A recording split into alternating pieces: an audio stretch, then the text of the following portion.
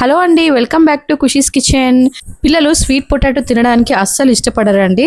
అందుకే నేను sweet potato use చేసి చపాతీ అయితే చేస్తాను. ఏంటి చపాతీనా అనుకుంటున్నారండి? అవునండి, చపాతీని గీతో కానీ మనము కాల్చుకుంటే చాలా అంటే చాలా బాగుంటుంది.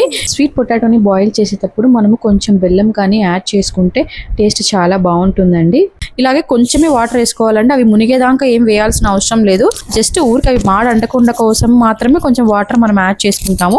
ఒక 4 విజిల్స్ వచ్చేంత వరకు బాయిల్ చేసుకుంటే సరిపోతుంది. తర్వాత నేను దీంట్లో ఒక 2 పీసెస్ మాత్రం తీసుకొని నేను మా పాపకి చపాతీ చేస్తాను. తర్వాత రిమైనింగ్ మా బాబు అలాగే తినేస్తాడు. ఇలాగా మెత్తగా మనము స్మాష్ చేసుకోవాలి అండి. ఎక్కడే కానీ వాటర్ యూజ్ చేయకుండా మాత్రమే మనం చపాతీ పిండి అయితే కలపాలి. ఒక 2 కప్స్ మనము ఫ్లోర్ తీసుకుంటే ఖచ్చితంగా 1 కప్ అనేది మనకు స్వీట్ పొటాటో పేస్ట్ అయితే ఉండాలి. ఇది కరెక్ట్ కొలత అండి.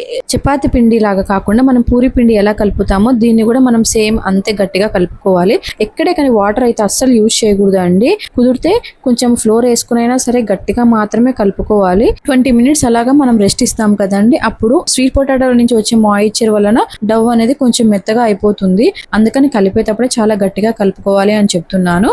కొంచెం దీనికి నేను గీ అప్లై చేసేసి ఒక 20 మినిట్స్ నేను రెస్ట్ ఇచ్చేస్తానండి. ఆఫ్టర్ 20 మినిట్స్ తర్వాత చూస్తున్నారు కదండి నా డవ్ ఎంత సాఫ్ట్ గా అయిపోయిందో. సేమ్ మనం చపాతీకి ఎలా కలుపుకుంటామో అది ఆ కన్సిస్టెన్సీలోకి అయితే వచ్చేస్తుంది. అందుకని చెప్తున్నా నేను, కలిపేటప్పుడే పూరి పిండి ఎలా గట్టిగా కలుపుకుంటామో వాటర్ వేయకోకుండా అలా గట్టిగా కలుపుకోవాలి అని చెప్పేసి. అంతేనండి, దీంతో ఇప్పుడు మనము ఈజీగా చపాతీలను అయితే రోల్ అవుట్ చేసుకోవచ్చు. చూస్తున్నారా నేను ఎంత పలచగా చపాతీలను అయితే చేశాను.